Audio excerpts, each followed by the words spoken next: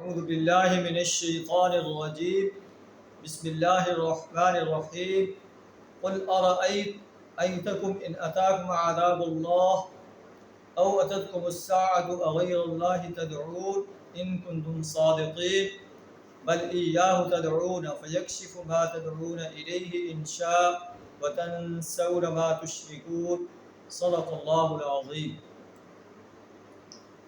اللہ تعالیٰ اس آیت کے اندر آیت نمبر 40 اور 41 میں ارشاد فرما رہا ہے، اے نبی صلی اللہ علیہ وسلم آپ ان سے پوچھیں ارأیتکم ان اتاکم عذاب اللہ، اگر اللہ کا عذاب آ جائے، او اتتکم الساعہ یا قیامت آ جائے، اغیر اللہ تدعون کیا تم اللہ کے علاوہ کسی اور کو پکارو گے؟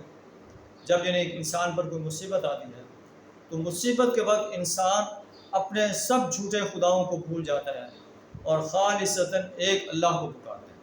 اللہ فرماتا ہے بل ایاہ تدعون، بلکہ مصیبت کے وقت تم اسی اللہ ہی کو پکارتے ہو۔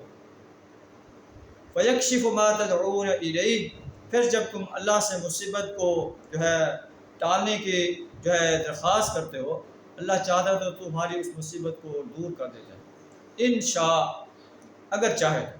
اللہ پر یہ کوئی مجبوری نہیں ہے، اللہ چاہے تو تمہاری دعا کو قبول کرے، چاہے تو رد کرے۔